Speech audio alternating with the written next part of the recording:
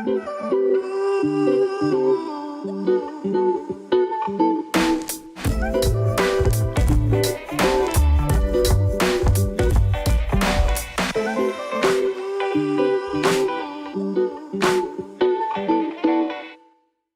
right, hi everybody, and welcome to the Rennae Stubbs Tennis Podcast.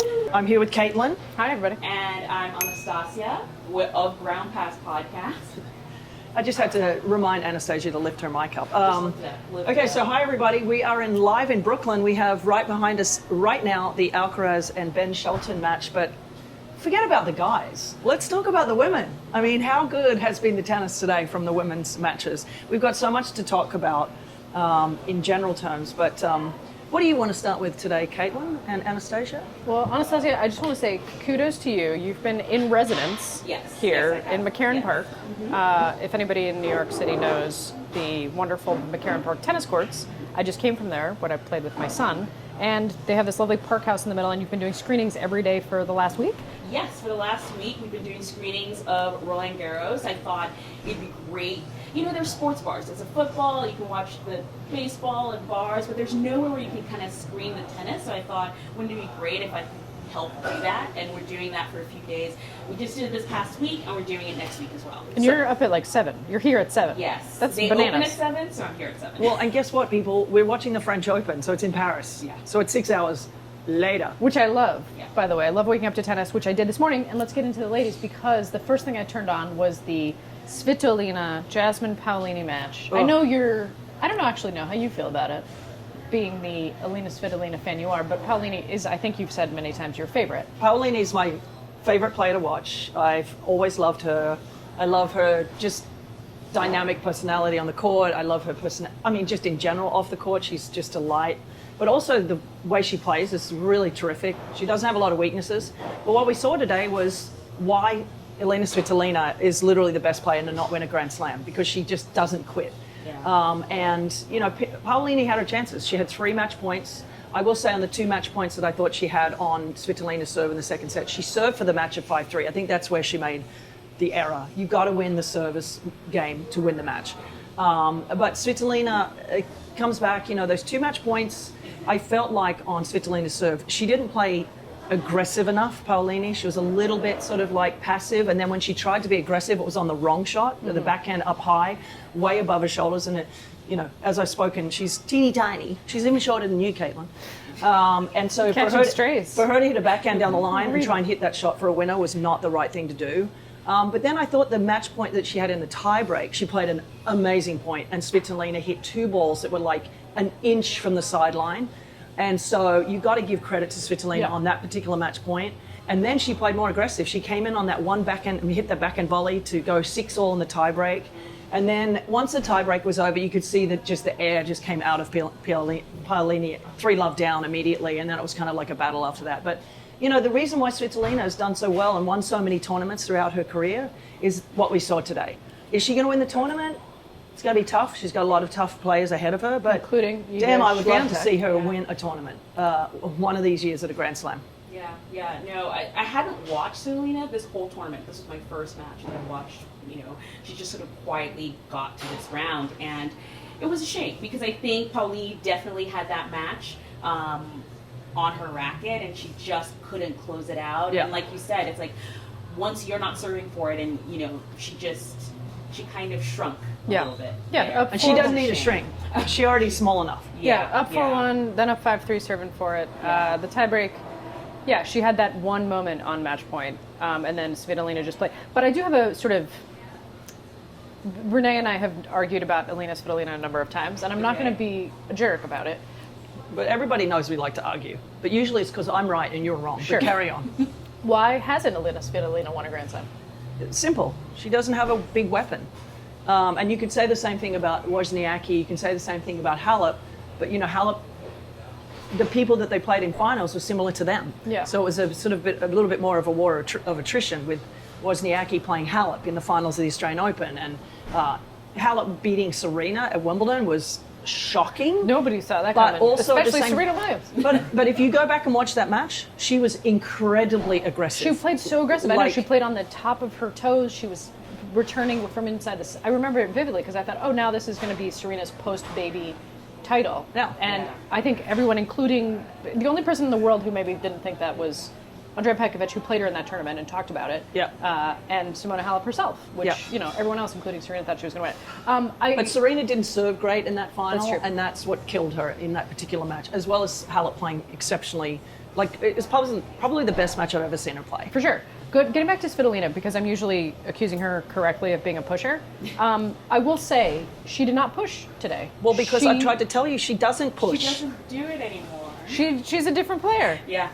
There's a difference between pushing and not having a massive weapon and being a true counterpuncher. Yeah. She is a counterpuncher because she moves well, but she's also can at times go for it when she wants to. And when she won the WTA finals about 4 or 5 years ago, I was over there coaching Karolina Pliskova, and she hit everybody off the court. Yeah. She was serving people off the. She has the ability, just like Wozniacki did when she won the Australian Open and Pryor won the WTA finals. Also, all of a sudden, had power.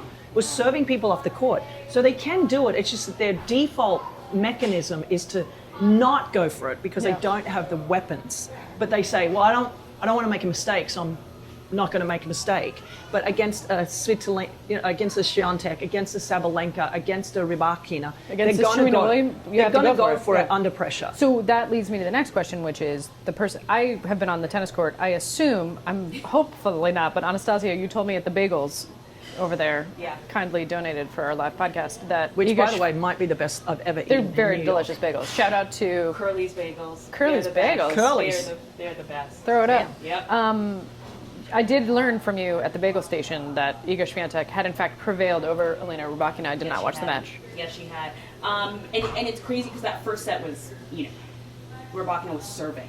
She came serving. And, she had her chances there in the second, but she wasn't able to close it out. She didn't, she wasn't aggressive. She didn't, close, go through.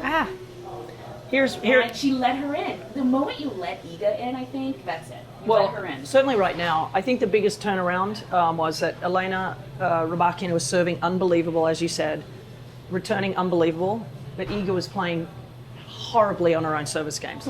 And this has been the difference maker for me, and will be the difference maker if she wants to win the tournament going forward. She has to serve better, and she has to serve smarter. And I spoke to you about this a couple of weeks ago when she was playing Danielle Collins. You don't always have to hit a big serve on clay. What you have to do is get your opponent off the court. And Iga Swiatek has one of the best kick serves, particularly on the second court. And why she's trying to hit a big first serve and then allow Rybakina to go after her second serve, which is always a kick serve, is so dumb. Because Rybakina steps inside the baseline for the second serve. But if you're a smart player, this is what Sam Stosur would do on clay, for example, with that beautiful kicker that she had. Hit the kick serve as a first serve when your opponent is behind the baseline. Super smart. Because when someone's behind the baseline, they can't be super aggressive. And they have to go sideways, and then they're in Siberia. And the thing is that Rybakina doesn't move that well. Right. So now you've got her kicked off of the court with a first serve. She's going to hit a good return. Her backhand's her best shot. Yeah. But it's going to go cross court, more than likely. And then she goes bang with the backhand down the line. She can't cover it. Or if she tries to go down the line, that allows Iga to hit her forehand off the court. So what happened in the second set was, first of all, Rybakina missed the easiest volley to lose serve. I was going to ask you about that. Don't go 2-all. Please don't ask her about the volley technique of the WTA Tour professionals' status Dear right now. God. I mean, if there Renee was might have an actual aneurysm in front of this crowd of assembled people. I don't want to get her out of here on a stretcher. Listen, if I had those ground strokes, I would have been real good. You know what I mean? But yeah, Rybakina double folded the first point at 2-1, a set and 2-1, killing Iga at this point, not missing a serve. Double faults the first point, and then all of a sudden, it's just like I talked to you about when Coco does that. It's like, your opponent goes, you're not fallible on serve. Yeah. You're double faulting? Yep. Okay, now I'm ahead in the game. Iga did a good job. She moved back behind the baseline, which she never does. So I don't know if Wim told her to do that, but maybe he finally had some coaching from the stands that actually made sense. He didn't call you this morning?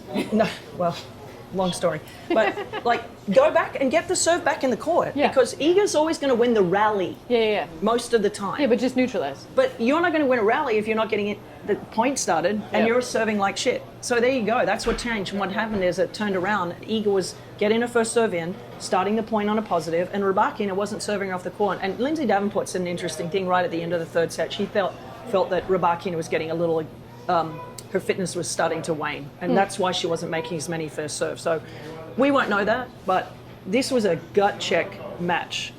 Big time for Iga to win. And she escaped the Ostapenko. perilous lurking cauldron of death that is Yelena Ostapenko because Elena Rybakina took her out. Did you see when Rybakina has beaten her the last 2 times on clay? I don't think... No. I mean, it's still not a great draw because now, even if Iga beats Elena Svitolina, which I hope Elena Svitolina, former reformed pusher, now aggressive... According to you... I said what I said. Now she's hitting through the court. Now she's hitting big. I hope she brings the whole arsenal. But then, even if Iga gets through that, she's got Sabalenka in her half of the job. Yeah. It's brutal. It's brutal. It's brutal up there. Brutal. Yeah. I haven't looked at the scores yet, but Sabalenka's on court right now with Anisimova. Yeah. So Yeah. who knows where that's going to go. But it's just one of those things. I was talking to Nick, my co-host, yesterday, and I said, you know, Iga's warming up into the tournament, and she's kind of finding her form. But there's something I think about this court, about Roland Garros and this tournament. She just seems unbeatable. Every time I think, okay, this is the match. This is the one. Like with Rybakina, I was like, okay, this is it. After that first set, she turns it around. There's something in the air here. Well, I think also Rybakina, even though she won a tournament last week, doesn't have the same confidence that she had a couple of years ago. Mm-hmm. She's had her own woes and problems. With her coaching situation, etc. But I just think this came down to the fact that Iga, as you said, is so comfortable on this court and hasn't lost in 3 years, I believe, on this court. So that makes such a difference that you don't panic as much as you do on other courts. But I just think the way that she went back, she chose to get the ball back in the court off the return, and she served smarter.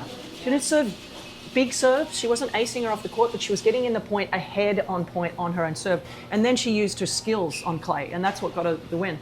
Now, is that going to give her a lot of confidence? I mean, I think she's still going to win the tournament because I think she's by far the best player on that court when she's playing at her best. But, you know, she hasn't won a tournament since here last year, which is incredible to say.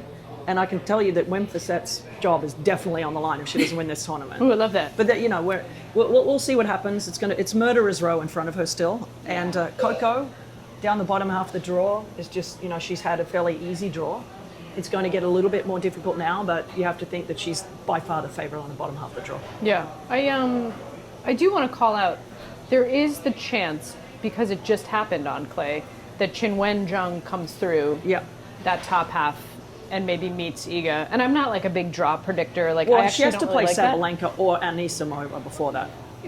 I think she probably plays Sabalenka, and I think she now thinks Sabalenka's fallible on clay because she is, but also because she beat her on clay. And so for me, there is, I just, it sort of actually just kind of underscores the point that it's like not an easy road kind of for anybody up in the top half of the draw. No, it's brutal. It's brutal. When we saw the draw immediately, I was like, oh my God, the top half of the draw is just so full of great players. And this is what happens if you don't win a tournament in a year, if you're Iga Swiatek, because this should be your number 1 seed tournament to go into, and instead she's what, 3 or 4? 5th? Yeah, 5. No, she's not in the top 5. Right. Outside so of the top she's 4, outside which the is top why 4. she played who she played today, but and who she's going to play in the next match. Should we just, while we're talking about the women, because I know there's a lot to talk about on the men, should we talk about the fact that there's a bunch of American ladies, including Anisimova? Yeah. It's incredible, but it's been like that forever. I mean, I don't know if you saw my interview with Frances Tiafoe a couple of years ago, maybe it was last year, at the US Open, and I said, well, it's about time you caught up to the women. Yeah. I mean, because the women have just been crushing it for years on the women's side, and I think success breeds success. So when they see other people that are their age or people that they practice with all the time, I mean, Maddie Keys and Sloane Stevens, for example, who, you know, come in the wake of Serena and Venus and all the great champions prior to that. It's just really great to see. And Hailey Baptiste, like, this is a player that's been so talented her entire life. And every time I see her play or practice, I'm like, God, if she could just get a good coach and a good work ethic, she's so good. And she's proven it here this week. Fun fact, her coach is Franklin Tiafoe? Yeah. Francis Tiafoe's twin brother? Yeah. Love that. Another fun fact, my Hailey Baptiste facts are just coming out. We interviewed her on stage at Charleston a couple of years ago for a fun happy hour we were doing, and I learned that she has a Shar-Pei, and her Shar-Pei dog is named Songa because it's got a wrinkly forehead. Isn't that so cute? If anybody's ever seen Joe Wilfred Songa play, they know he's extremely handsome and he's got a great forehead wrinkle, as does her Shar-Pei dog. The things that Caitlin comes up with. Just I don't know. Listen, I'm not going to argue their technique. I'm here for fun facts. For the stories. But no, I actually saw her at Charleston. I got to sit down and talk with her. And, she didn't go far in that tournament, but what I loved about it was she stayed. And I would watch her practice every day I was at that tournament. And it was so intense. They were wearing her down, and she would do these drills over and over and over again. And I was just like, she's working hard for this European clay season. I just saw it in her. Yeah. So to see her here, get to the 4th round, it's almost like, of course. Yeah. She's been working on it since the clay season started. Well, to your point, work ethic, I think. Well, that's the thing. I mean, getting a good coach, getting someone that's going to invest in her and herself, and that's the key, right? Because she's always had the talent. There's not a shot that she can't play.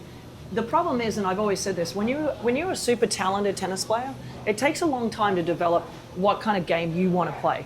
And the reason I say that is because you have so many choices. And I'm going to put myself in that category, but I mean, I did have a lot of choices. I was quite talented.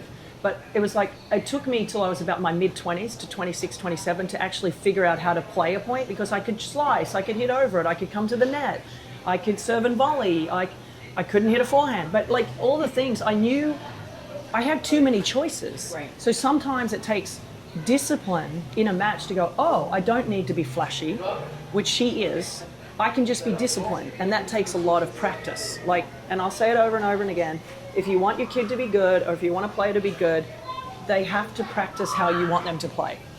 And if they're dicking around in practice and they're not focused, and after 20 minutes they're losing, they're going to lose their focus in 20 minutes on a match court as well. Yeah. So you have to practice how you want to play. And so to hear that about Hailey is the reason why she's now doing extremely well on the tour, and she's going to make a great living now because of it. Yeah, and that sort of thing really can kickstart. I mean, we forget that the beginnings of these Grand Slam tournaments, the prize money from round to round is so profound. Yeah, huge. Yeah. If you see somebody playing, at a lower level tournament and they do well, that's great. They can make the same amount of money for winning a low level tournament just from getting from one round to the next in this tournament. I mean, that's why it bears repeating, the players who get wild cards into these tournaments, oftentimes because of their governing body, like the French Federation obviously is going to give a whole bunch of French players a chance.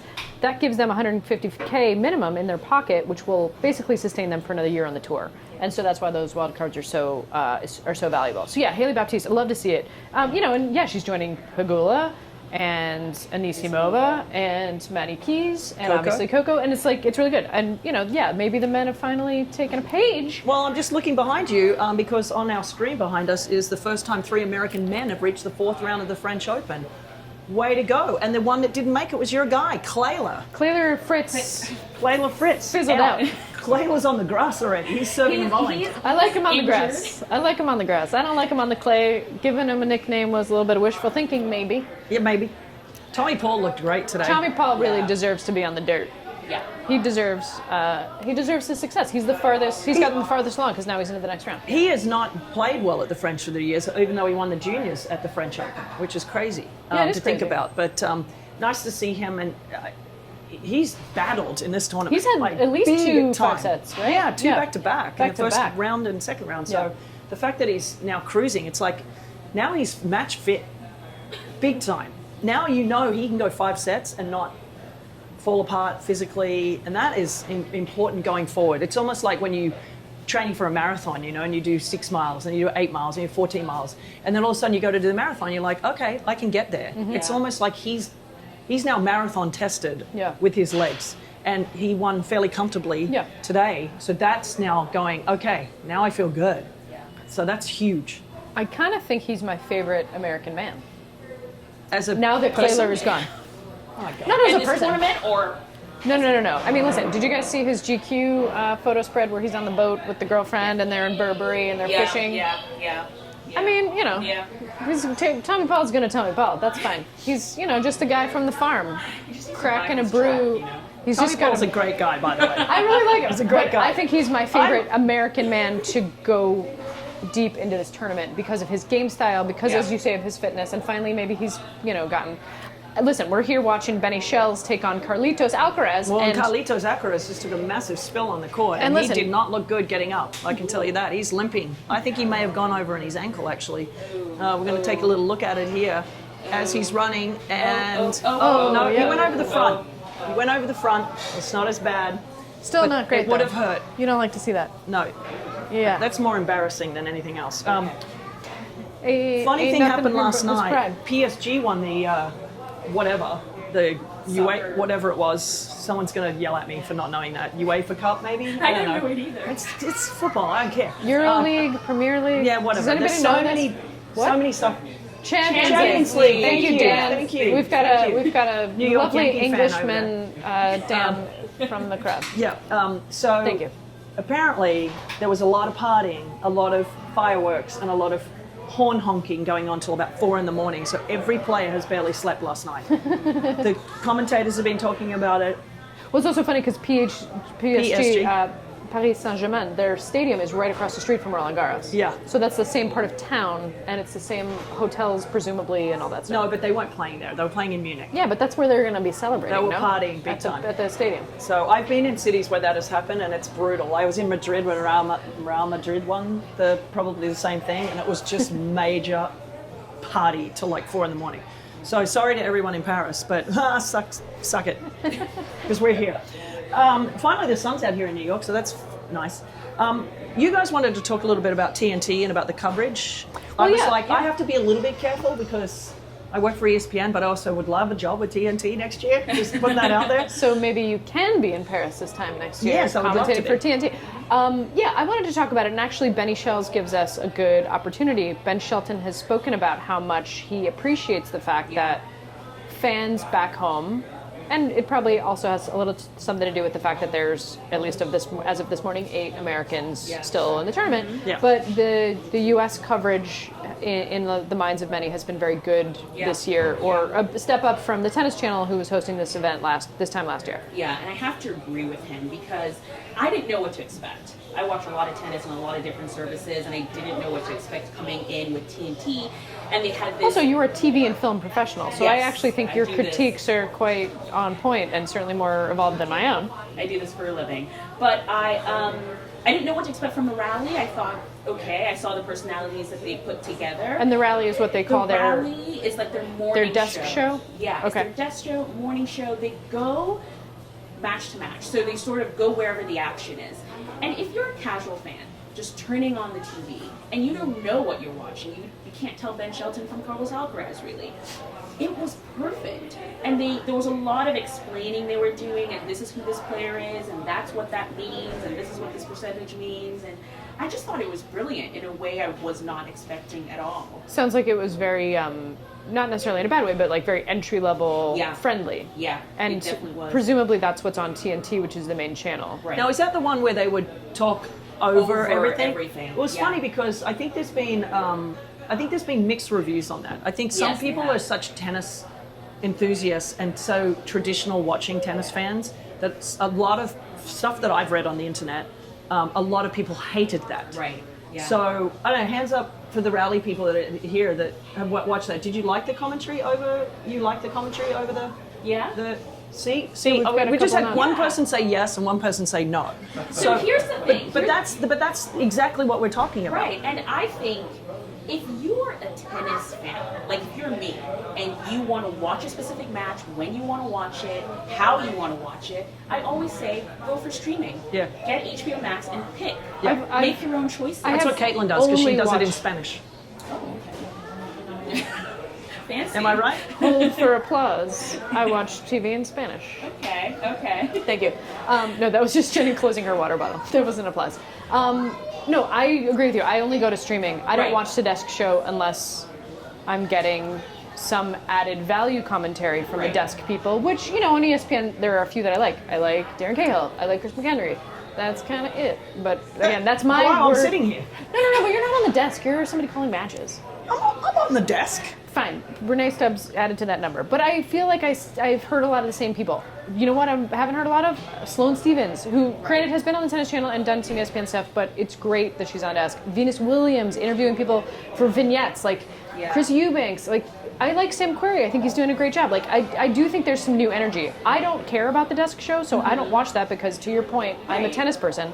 But I want people to feel like they have an entry in. And I think one time making, having a commentary that is filled with a lot of folks who haven't played or coached since the 80s, like, kind of needs to be rethought at some of these other networks, because I love what I'm seeing in that regard on TNT. And they definitely could, bring more voices in and new people and fresh faces and things like that. But I think what they're doing for new fans and people just discovering it, that's something about TNT. You turn on your TV and it just happens to be there, and you can, watch it and stumble on it, which we never really had before with Tennis Channel or with ESPN. ESPN a little bit, you could kind of stumble on it. Yeah. But I like this roundtable roving to different matches, because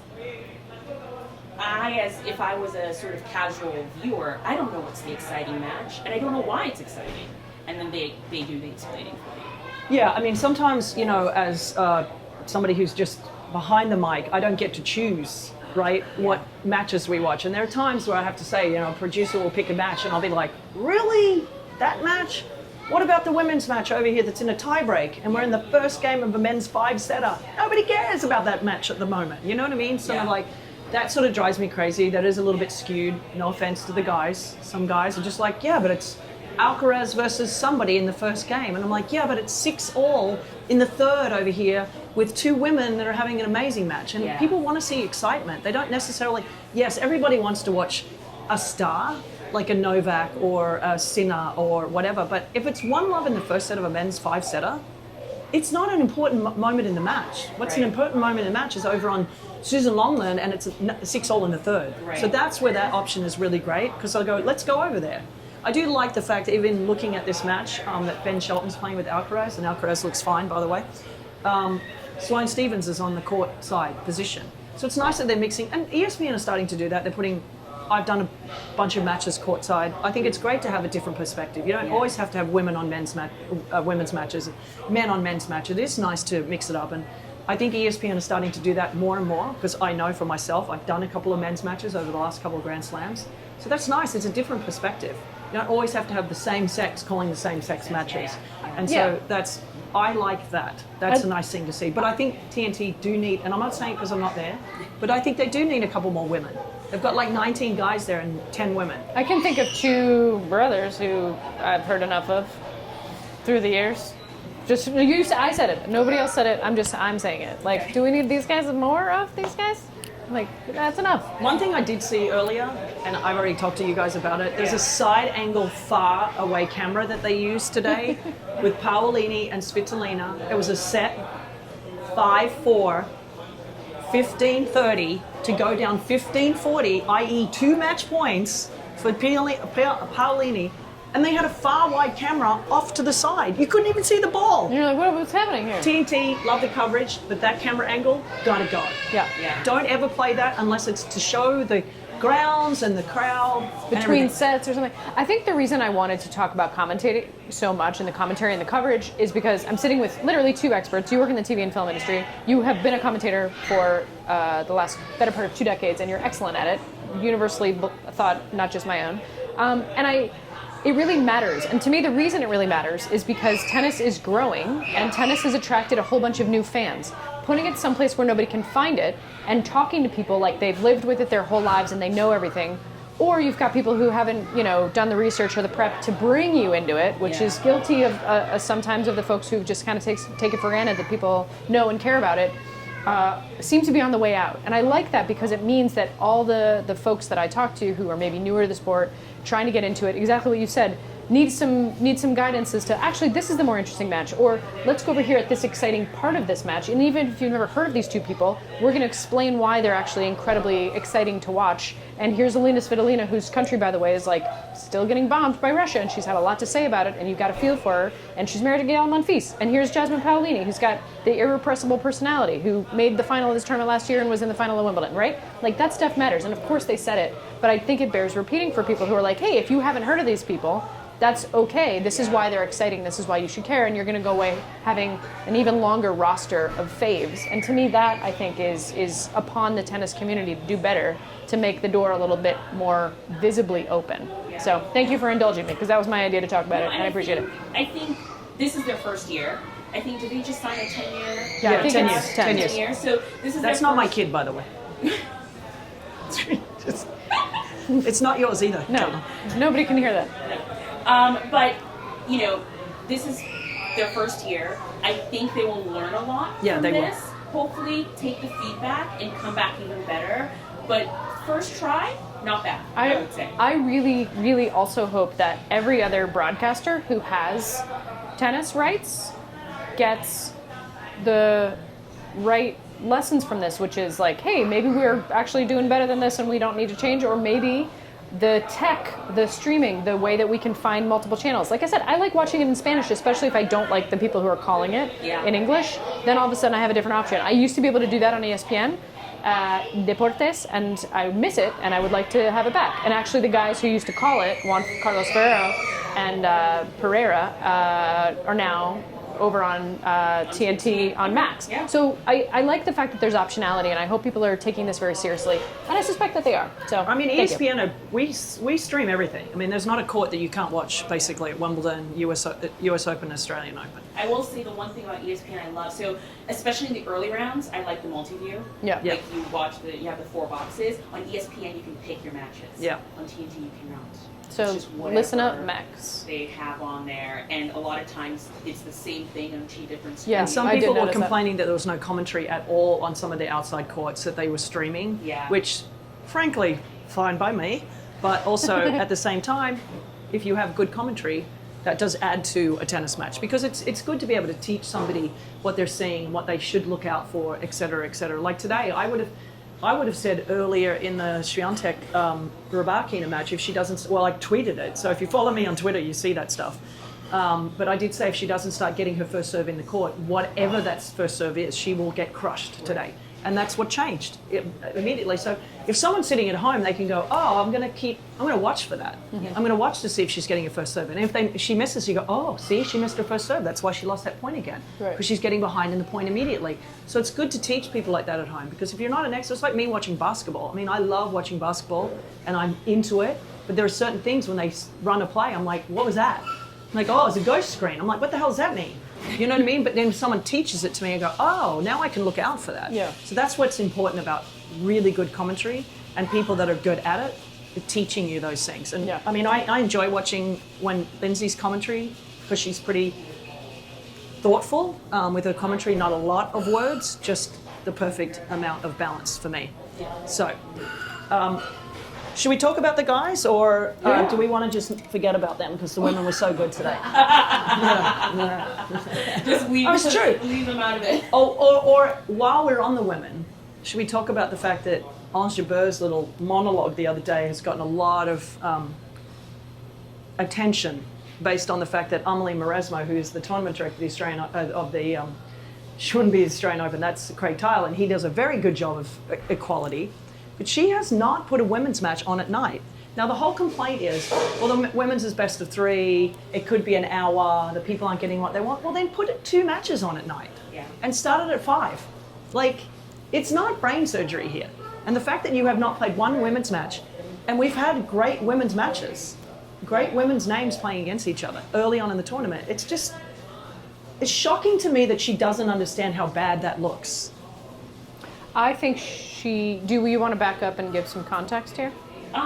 For the uninitiated who have not followed this so as basically what's much going as we on have? is, I think now this is the 3rd year running, there has been no women's match in the night session. They've literally had like 2 in 3 years. Yeah, and there's only one, there's a night session on Philippe Chatrier, and there's only one match. 7 p.m. That they put on, and it's been men for the last 2.5 years. And Amélie Mauresmo, a Grand Slam champion from France, has been the tournament director for the last couple of years. Who's a woman. Who's a woman and a gay lady, which I only bring up because she should know something about feeling marginalized because of two of those attributes. Yeah. And she has been the face of the decision making. It might not be her decision. I'm not defending her. No, it is her decision. Maybe. In the end.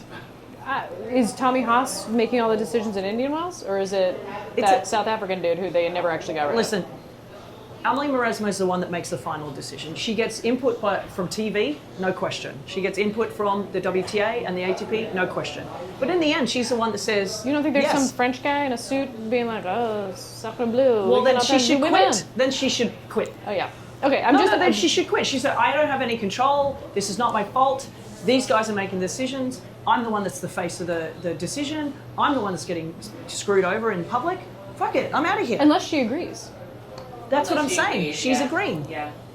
So the thought here really is because it's sort of been the point she's made a couple of times, and when asked about it, some of the players have been exceptionally eloquent and thoughtful and political, which Ons Jabeur released, to your point, a 8-paragraph letter, cri de coeur, call to arms about how exceptional these women, if they win 0-0, it's not the lifetime of, practice and skill that they've developed. It's that the match was too easy.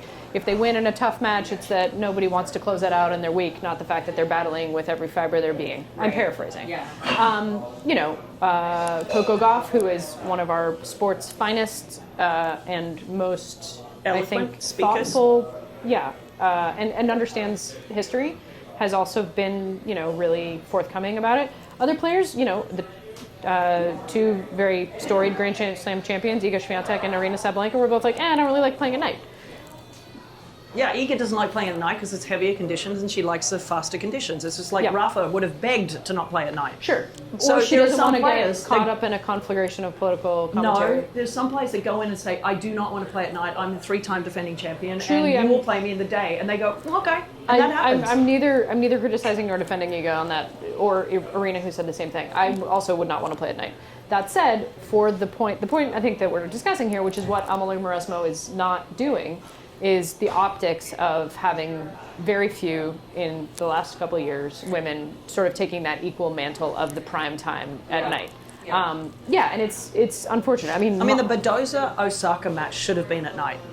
Yeah, that was a great match to have at night. Yeah, two very well-known players. You would argue that it was probably going to be a pretty competitive match. Both were playing well. And it was. And it they was. did. And look what happened. Now, you could argue, Sinner won the other day, 6-love, 6-1, 6-2. Now, if that had been at night, it would have still been really boring. So it's like, you don't know if a match is going to be great or not. Okay. I hear all the arguments, and I see what's going on, and it's not fair. It's not equal. The women are not getting to play at night. And with all the things that issues with schedule and players and everything, do you not think, or shouldn't the players be more vocal about wanting this change to happen, to almost force the change to happen? Well, they have through the years. Ons Jabeur they have doing. One person. But they have through the years. I think there's some players that have through the years. But in the end, you just that's where you as a player go, this is not my responsibility. This is the WTA's responsibility to fight the fight more.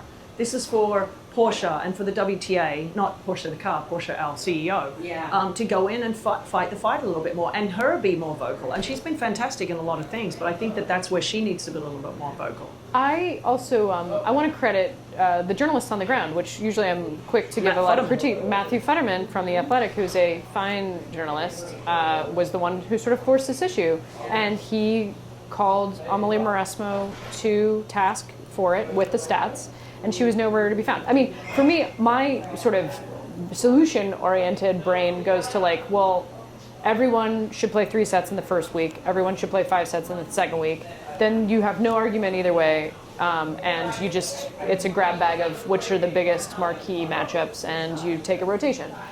1 and 1. That's what the US Open does, and I can see the argument of why a very fast early round women's match versus a very fast early round men's match, at least you get one more set of the ladder. And so I think until those inequalities in the actual structure of the game in slams persist, you're going to be able to hide behind this argument, whether or not it's true, whether or not it's actually valuable, etc. So for me, I would like actually them to just finally embrace that. And I think, again, with the reason I'm trying to tie these themes of new fanship and new voices and new people interested in tennis is they're coming into this not understanding why these rules exist. In a lot of cases, it's stupid. And Can we they talk about should the roof change. rule then? Yes, actually, While I'm a on roof rule is a really good because I've been segue. getting abused like you cannot imagine from certain fans that will remain nameless at this point. Because the other day there was rain that was happening. It was one of the first days of the tournament. I think it might have been Monday or Tuesday. And there was rain, and it was incredibly windy. It was terrible conditions. Conditions no tennis player wants to play in, by the way. But we play in wind. I played in 80-mile-an-hour winds. It's like terrible. Until it becomes dangerous, you keep playing. And on clay, if it's sprinkling with rain or it's drizzling, you keep playing. It can be raining sometimes, literally. And they're like, you gotta keep playing. Until it gets unsafe, until there's literally puddles start happening on the court, or both players are like, I can't see anymore, you keep playing. Yeah. And so the other day, a certain player asked for the roof to be closed because it was raining and it was terrible conditions. Now, if I was playing on that court, I would have also asked the same question. I would have said to the umpire, are you going to close the roof? Like, why are we closing the roof? I would have asked the same question. His opponent also said a game later, are we closing the roof? The referee came out and said, which is the right thing to do. Just like in Australia, we have a roof available. We have 3 roofs available. If it's too hot, you don't close the roof until the outside courts have stopped and we need matches to be played for television and for the fans. So in this case, in Paris, they didn't close the roof because no other roof closed, i.e. Susan Longman, and every match on the outside court was still being played. So it's, guess what? The rain is the same on Chartrier as it is on an outside court and on Langland.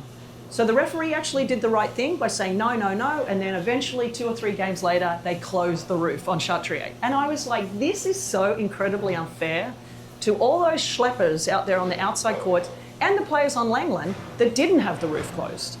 That is a rule that that roof should not have closed. Talk about why that might or might not be an advantage to certain players, which is why it's unfair. Certain players don't love wind.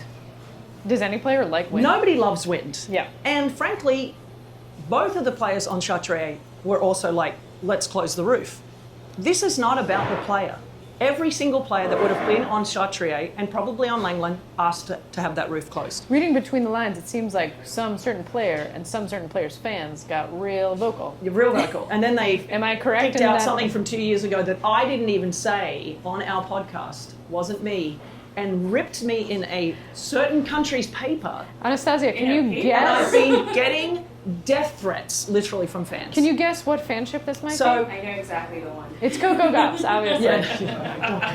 No, don't say that. It definitely was not Coco. Coco would never do that. It's Corentin Moutet. He's got a bunch of No, angry but- Frenchmen. but this is They're what- this pissed is what, off, like- and they are coming after Renee, and they're going to kill her. No, but it's actually a serious situation because these people did write it in a paper and attributed me to words that were not said by me. It was said by me. And attributed it to me, and then people come after me on Instagram and on Twitter and all the social medias, and they're being fed, I never thought I'd say this, fake news, by this so-called journalist. Yeah. And it all started because I made a reference to the roof should not have been closed because it wasn't closed on any other court, any other and court, every yeah. court outside was still playing. Yeah. And it has to be fair for everybody. No matter how famous you are, no matter how important you are, that's just not fair to do that. And they did that, and I was like shocked. Yeah. And that's on the referee again. That's Emily Mauresmo saying, yep, close the roof. Yeah. That's on her. One of our Craig stars wants it Tiley makes closed, that she should rule close at the it. Australian Open. Yeah. Close the roof. Yeah. And the referee. They make it together. And so she made that rule. And so for me, I'm like, that's such bullshit. It's something I've always thought about, especially at Grand Slams. This is when it really does come up. Yeah, because almost no other tournaments, unless it's indoors, have roofs. roofs. So it becomes a political item in these contexts. Exactly. And there is that, in my opinion, sometimes unfair advantage that top tennis players And have. they do, and they deserve it. Because But that's not the same. it's definitely not the same, and totally take your point because, again, like you said, no other roof was closed. People were out there in the wind, in the element, playing. And I had people say, one... "Oh, but the crowd. I was in the crowd that day, and it was awful conditions, and it was windy. It was raining on me." I'm like, well, there was crowds outside watching the outside court. Right. There were ground passers on the ground watching the ground. there were people on Susan Longland that didn't have the roof closed that wanted it closed. Do you guys want to know my controversial take on this? Oh boy. Oh, no. No roofs. No, Caitlin, and that is the dumbest thing. You've said a Look, lot of sorry. silly things on our podcast. That might be the dumbest. Tennis is meant to be an outdoor sport. When Play it people outside. are paying hundreds of millions of dollars for television rights, and you want us to play a replay of the Yeah. 1978 Beyond Borg John McEnroe tiebreak again, which we used to do consistently. Yeah, Aaron Crickstein in this country Yeah. is everyone's And Jimmy go-to Connors. reference No. because we used to play it during rain No. delays at the US Open. I just No. don't think tennis should have roofs. No, I think in our current climate and the way it changes, I wish you now, could see me we shaking my have head. For the We record, have to everyone I'm have- looking at is also shaking their head. Thank you. Thank you. I didn't come on here Imagine, to be you imagine popular. paying $2,000 for a seat at the US Open, and they're like, And then it's sorry, raining. gotta go Can't close the home. roof. And not only that, Sorry, it just separates the real fans from Then the US Open and the USTA and Wimbledon and all of the others don't need to give back their money to all the fans that didn't get any tennis. Look, I'm not saying tennis won't have roofs. I'm just saying I don't think it should. yeah, well, But we're not going to solve the toxic fan. you also think the situation. Australian Open shouldn't be there, so you know. I think they can have a very nice tournament. Yeah, exactly. I'm not sure it should be a Grand Slam. All right. You don't have Australians death threats yet. No, but that's because we're nice. But I tell you, you keep pushing us. Keep pushing us. Keep pushing me. Okay, the so we men. actually haven't talked about the men. No, we haven't talked In the about last men at 10 all. minutes, let's talk about some dudes. The Americans are doing great. Americans are doing great. We talked about that. Shelton's leading a tie Actually, break Shelton's here. up a mini break in the tie break in the first set here. So Yeah. this is, listen, someone asked me a couple of years ago what was the one American that I thought could win a slam, and there's no doubt that You said this one? yes. Why? I'll tell you why. He has weapons. He has the chutzpah. He actually believes in himself. He has one of the best serves we're ever going to see in tennis, and he has a major, major forehand. So when you have weapons and he's fit, he can stay out there all day, and he believes in himself. He's cocky in a good way, and we're seeing it today. If he's able to win this match against Alcaraz, my God, I would not want to play him on clay. His ball is so heavy on his forehand. His backhand's still a bit but he can slice, he can get away with it, and he's starting to play a little bit more. He said he watched a lot of Rafa on clay, and as a lefty, he's starting to try and implement some of the same patterns, and we're seeing that. And my God, if he can get this win today, look out. All right, I stand corrected. That sounds like corazon, I mean, Tommy cabeza, and Paul, cojones to me. Tommy's made semis. Alcaraz's game plan. Francis has made semis. Yep. But again, they just don't have the weapons to beat a Sinner or an Alcaraz in best of 5. Yeah. Ben has the weapons to beat anyone. Yeah, you're right. That's a good point. And I like the fact that, as you said, he's been studying up. If he beats Alcaraz, I mean, I kind of thought we'd be well into the third set by now with this match, like, kind of getting blanked. Carlos loses the first set. He's 9 of 10 in best of 5. That is not a good stat for him. And he is overwhelming favorite when he wins the first set. So this is a rather large set for him to Yeah, win. the main thing I want Ben Shelton to improve is his clothing. Well, there's that. The ombre. ombre. I don't mind the ombre. I think the hot trash bag material and the, yeah, I mean, it's just, this is like a brand for clowns. Oh, we realized that Yannick Sinner looks like Super Mario. Luigi. Luigi, that's Yeah, it. it looks like the plumber, Luigi. It's not Yeah, great. and I love that Darren Cahill is the one that keeps putting it out there on Instagram. Former coach. Let's talk about Sinner. I haven't watched- Current coach. Is he still coaching? Oh, but I think he has another. Doesn't he have? No, Juan Carlos he's Ferrer? current coaching. All right. Well, I Alcaraz. stand corrected. What is Sinner's draw like? What's he playing like? I haven't watched a single match. Well, he lost 3 games the other day. The guy's really playing head so shot. well. So it's been going fast. Yeah. That's why I haven't seen him. Yeah, I think it's the Pope bump. You know. Yep. I think he, The Pope bump. Yeah, he met the Yep. Pope, and then that was it. He's the blessed one. He's PB'd. It's been PB'd. He got PV'd. It's the only bump that the Pope's had. Keep it moving. What else? What other That's men do we it. need That's to talk it. about? That's it. I don't have the schedule up because Novak. How do you think he's going through? I mean, it seems like he's warming up nicely. Yeah, right I mean, now. and hasn't been pushed, which has been really good for him because physically that's where he's been struggling at slams. In the quarters and semis, he's gotten injured a couple of times over the last couple. You look at the Australian Open, what happened to him there. He's playing some of the best tennis of his career, beat Alcaraz, and then he got injured against Zverev, and then, we saw what happened there. Zverev's comfortably moving through the tournament as well. Novak's moving through the tournament pretty well. But this is when the rubber starts meeting the road now with these types of players. We saw it today on the women's side. We've seen it, we're seeing it today on the men's side. And Ben Shelton just fell on his ass in the tiebreak, and I'm not sure. And then Carlos made the volley. Wow, that was a massive point. So what I have been seeing out of the corner of my eye is Shelton is still Bambi on ice. He is still. That was. Yeah. Oh, he made that volley by the seat of his pants. And Yeah, and Ben ended up on his seat of his pants. There you go. This is a hugely pivotal couple of points here for two of the nicest guys, by the way. Should we just wait and watch? No, we can see it. We can see it. Who is your favourite I mean, Carlos is the favourite to win the French Open, but I tell you what, this is some serious pressure now on Carlos. 5-4 in the tiebreak. Oh. Should I just do some commentary for you, like I'm working for TNT? Yeah. Yes. Let's hear it. Let's hear it. Okay. Do you like this angle? I do not like this angle at all. I feel like I'm going to be sick. This is the angle I prefer. Don't worry, guys. It was the first serve. Everyone just panicked. They thought he just double folded.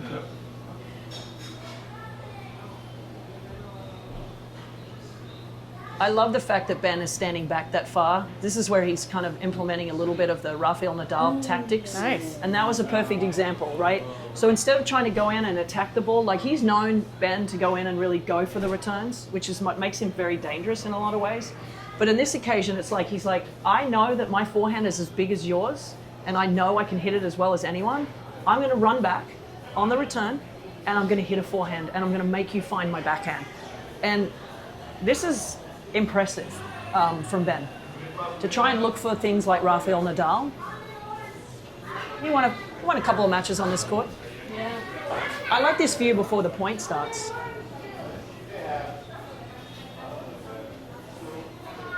All right, now it comes down to Big Ben's serve. Okay. Where does he go? Set point number 2. Body serve. Kick. Body serve. Kick. No chance. I mean, it's not a bad serve because it's so big and it comes at you at this awkward way. Yeah.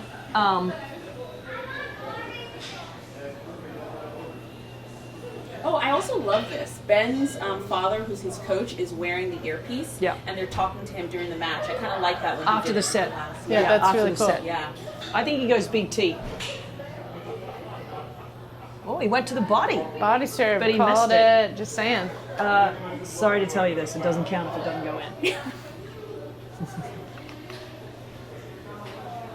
in. Ooh, what a serve. This is the way to... Oh, man. And see, that's where Carlos, he found the backhand, right? He found the backhand. And that's sort of the key. And that could be the most pivotal point in the entire match. Yeah. Anyway, I think if Carlos wins this match, he still wins the tournament. I think he's the favourite. Jannik is obviously playing very well, and I think Jannik will have learned so much over the last couple of weeks about playing matches again. He was out for 3 months, as we all know. It's the stupidest thing I've ever heard in my whole life. But him being back, getting all these matches under his belt in best of 5 sets, I think that he's going to be very hard to beat as well. But the way it is right now, that they're both going to be in the final if they keep playing, if Carlos wins this match. And I think that's deservedly what the final should be, but we'll see. Do you think this is Novak's last French Open? I watched him play Yes. last night. He looked amazing, but as you said, the rubber has yet really to hit the road. Yeah. I do. I think that this is probably his last year. I just can't see him grinding through, losing in early... I mean, if he wins here, for example, wins Wimbledon, maybe, but I just think the only thing that's even remotely getting him up to go and practice and work out and all the stuff is winning 25 Grand Slams. Yeah. And so if he wins his 25th Grand Slam this year, Game over. I just can't imagine him getting up to want to do it over and over and be away from his kids who are getting older. And yes, that's why. Not because I don't think he can win more. I just think it's at some point it just becomes really hard to keep putting yourself through hell, which is what playing tennis professionally is in a lot of ways. All right, set point number 3, second serve.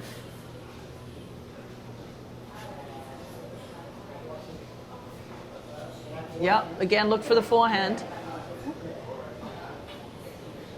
And see, Carlos is just trying to keep it on his backhand because he doesn't want to deal with that forehand. It's so big.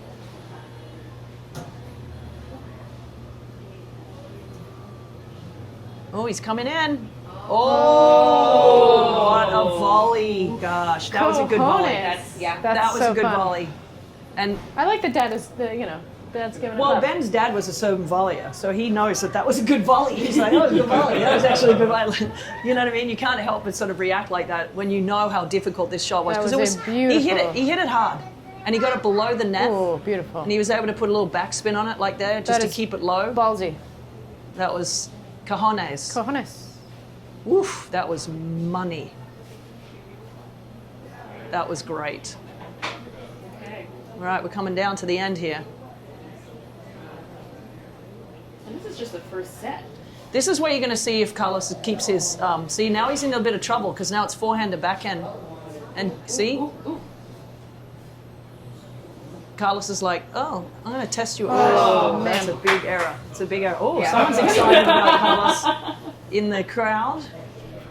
I mean, I will say he's one of the greatest guys you could ever meet in your whole life. Like, there's never a time where he's in a bad mood. There's never a time where he doesn't say hello to you. It's never a time where he doesn't say hello to everyone around him. And I've told the story where I interviewed him at Wimbledon a couple of years ago, and he thanked every single person that was on my crew. The sound, the lighting, the camera guys, the people that were the runners. And I'm like, did he do something with you guys yesterday? And they go, no, we've never met him. And I'm like, oh my God, he's just that nice to every single person.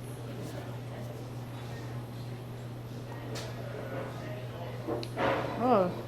Oh, it's been corrected. It's in. What do you think about the new electronic light bulb?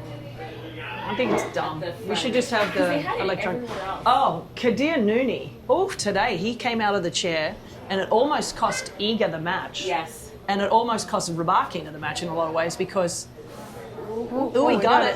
Oh. Gosh, this tiebreak is coming down. going. But it was interesting. So I don't know if you saw the match. I don't think you did because you No, were but playing I'm tennis. a huge Kiter Nooney fan. So this was one of the most incredible, French and chair I, umpire, you know best me, voice. I'm hard on umpires because they were they hard on screwed you. me over a couple of times. Yeah. But Kadir Nooni, there was it was 4-all in the third set, I believe, and Rybakina hit a double fault, and it was called double fault by the commentators. Swiatek started walking to the chair. Rybakina started walking to the chair, so it was a break to go 5-4. And Kadir Nooni gets out of the chair and runs over and goes, no. The serve was in at 15:40. 15:40, yeah. And so then they replayed the point, and Rybakina came back and won the game to go up 5-4. And it was like, oh my God. And Iga goes, I didn't ask for you to get out of the chair. He's like, that's not my role. My role is not for you to tell me. That was okay. Big error there. This is so sort of that's a break. this is sort of my Ben Shelton critique, actually, kind of in a nutshell. Really? Yeah, he has incredibly big shots. He's incredibly athletic. He's fun. I love his self-belief. And then he dumps back into the net or a forehand 18 feet wide. Well, I'm for pretty no sure reason. he changed his mind on that. I think he wanted to go back inside out. But then he would know that Carlos then could get it easier to his backhand, right? So these are all the little mental things that you have to calculate in your brain in a millisecond.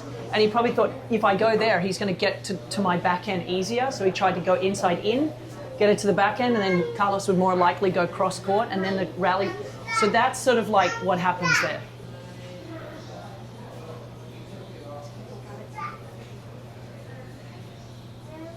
And look, he's just backhand.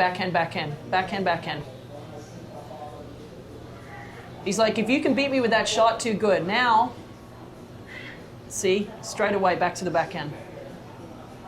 And then he crushes that one. Nice. That right there is why Carlos Alcaraz is so good, right? And one of the critiques I will have on Carlos, and I have said this through the years, is that he is immature with his shot selection. Yeah. And sometimes, maybe a year or two ago, he would have tried to go a little bit more to the forehand and sort of push that envelope a little bit and be like, come on, come on. And now he's like, you know what, I don't need to deal with that side. Be smart, play there, and I will win. And that's a little bit more of the discipline that he's now possessing as a more mature guy. Yeah. And that will just make him a better player. This is over now. All right, well, first set to Carlos. It's hard to imagine this match goes any other way than Carlos's. Any other last thoughts as we wrap this up? I just want to say, by the way, that was like a really great lesson. I don't know if I was like, oh, I could watch every match like this. Like, Yeah. you could just explain, oh, he's going to the backhand. Oh, that's why he's going to the backhand. I would have just been watching, I always say I'm the biggest casual fan because, I'm learning about the game as I'm watching it. I don't go into the nitty gritty. I'm there for the storylines for the most part. But just watching that there with you, I was like, oh. Makes sense. It makes sense. That's why he's doing that. That's what he's trying to do. He's trying to break it down. And I was like, Which is also why Yeah, it's I like important to that. have excellent play-by-play commentators. Yeah. And it matters. Yeah. And it matters. yeah. Yeah. So that was Good great. job. Thank Thanks. you. Well, TNT, give me a call. I'm available. I'm in Brooklyn right now, but I'm available. Instead, I will be going to a Liberty game at 3 o'clock this afternoon because, I'm here. But anyway, all right. Well, thanks for joining us today, everyone. Thanks. Yeah, this was really Thank you for fun. having us, Anastasia. Of And course. you're going to be here. We're putting this podcast out tomorrow, but you're going to be here through the end. Yes, I'm going to be through here the whole time. The only time we're not sure of yet is the men's final. So Okay. for that. We'll find But a we'll be here for the find a women's place final. to watch it. Yeah. But anyway, thanks for joining us today here live in Brooklyn. We've appreciated it. Thank you, guys. Thanks, guys. Thank you, Anastasia.